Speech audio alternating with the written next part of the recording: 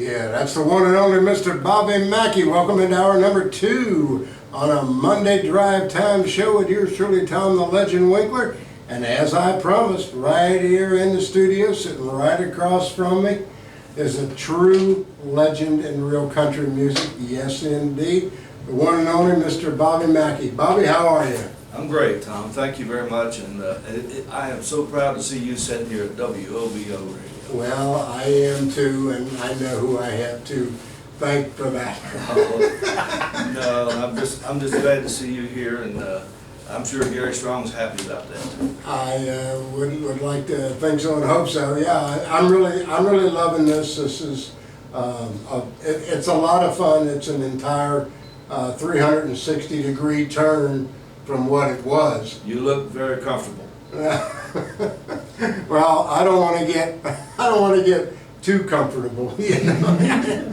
Enjoy it. They might just walk in and say, well, you know, bye. I'm only kidding. I know Gary and his wife Suzanne, they're down in Myrtle Beach. Oh, are they? Yeah. I didn't know that. Yeah, they took their 4 grandkids. And Suzanne's great, isn't she? Yeah, she is. She's a great lady. She worked with me on the Ricky Skaggs show up at the Red Barn. Yeah. And had a great time with her. And no, I take that back. She worked with me on, Gary worked with me on Ricky Skaggs. She worked with me on the Bellamy Brothers. Yeah. Yeah. And Gene Watson was a blast, wasn't he? He was super cool. Super cool. And Tom stole one of our pictures, I think, a picture of me and Gene Watson when he was in the club in the 80s, sometime in the 80s, and I don't know how Tom done it, he confiscated a picture. So it was a vintage picture with a new autograph on it. 1980, I believe, wasn't it? It was way back there. Yeah. I don't know. Probably a couple of years after you opened the club. You opened in '78, Yeah. right? But 43 years, you know, can't put it all together. I sometimes have a hard time putting anything together. In fact, I don't put anything together at home. But anyway. September the 8th, 1978. Yeah, wow. That is phenomenal. We just passed 43 heading for 50. Yeah. And that was a great Saturday night show. Yeah, it was. It was. It was. And I just couldn't be any happier with the reception we get and the people that keep coming to hear country music. Yeah. And that's why I got the place to start with, so I could play my country music the way I wanted to. And If you understand, I'm sure you understand. Now I understand exactly. You've gone through that. You played clubs and. Been there, done that, wrote a book, and nobody wanted the autograph. So, you know. I didn't But buy it. anyway, the way it was is still the way it is. That's what Gary says on his underwriting promo for you guys. Yeah, the way it was, Yeah. still the way it is. you That's know. true. I'm going to try and talk him into letting me record that. Okay. But anyway, probably not. But anyway, I digress. How was the show down in Gatlinburg? It was wonderful. It was a lot of pressure, but it was wonderful. Tell us a little bit about it, if you will. Well, I was one of the performers too. Right. And just me and my guitar, me and my flat top, my D28 Martin.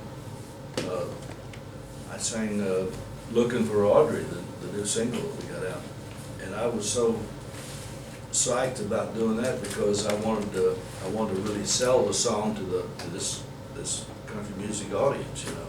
Yep. And it worked real well, and they got it. They understood it was Hank Williams Sr., and that's what I wanted to do, was sell it to them that way, and they accepted it very well. And I got this award, you know, probably my most favorite award that I could ever receive would be the Venue of the Year, which you can't talk about the nightclub in Wilder, Kentucky without talking about me. Right. So anyway, I'm so proud of that, and I'm just so proud that everything works like it does, and Friday and Saturday nights, I'm in. Well, you know, to do what you've done and to accomplish what you have accomplished in your many years of playing, you know, that's a tribute in itself. Well, I'm just proud to be accepted with it, and I've never been assured of anything. It's a lot of hard work and being there and being consistent, and that's what means a lot to me. Absolutely, absolutely. Well, you've got new songs out. You and your daughter Anita have recorded stuff. Anita was supposed to be here, and I have to apologize for Anita. She left work this morning sick. 10 o'clock this morning, she left work at the Christ Hospital and went home and thought she could rest a while and get up and come with us, but she said it just wasn't going to work. And I told her just rest, and I told her I always like her with me. I always. What's your daughter? I guess so. Anymore, you know, we've been doing a lot of shows together and everything. One of the things she's probably still worn out from, because I am, we were in Iowa 2 weeks ago playing a festival up there. We played 4 days in a row, and her husband Denny drove us 800 miles, and, wow. And then 4 days of festival, and he drove 800 miles back. Yeah, well, that's a lot of being on the road again, right? As Willie Nelson was would fun. say. It was fun. A lot of fun. A lot of great people there. You know. Yeah. Other artists. But anyway. Claude was there, wasn't he? Claude Gray. Yeah. Claude was there. Claude Gray. And anyway, Anita recently had her very first solo single released, and she picked the song herself. And I was so proud when she said she wanted to start singing again, because she did when she was younger. We sang a lot together, and we recorded a song together about 12 years ago or so. And so she decided she wanted to sing again, but H.D. Ainsworth, you know H.D., don't you? I know H.D. very well. Yeah, he's down in Louisiana. One of the ultimate best DJs and speakers that I have ever met. He's great. He is great. And he had a bunch of my albums, CDs, so on. And he called me and said, "Who is this girl singing with you on this song?" And I said, "Well, which one do you mean?" And he told me, and I said, "Well, that's my daughter Anita." He said, "I love this thing," and he started playing it on his morning show every morning. And I told Anita about it. She got to listening, and you know, that's one of the big reasons why she got inspired and wanted to sing again.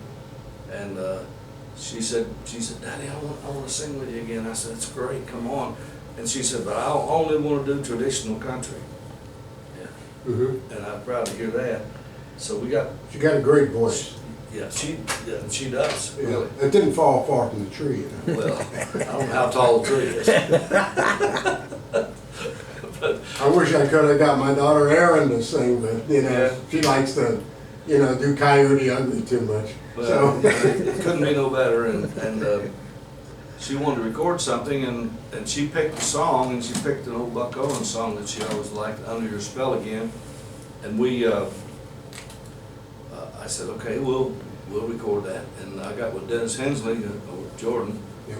recording studio, and Dennis is my hero. My goodness, somebody said He's once, a great friend to me, yeah. Somebody said once he could hear paint dry, and I can't disagree with that.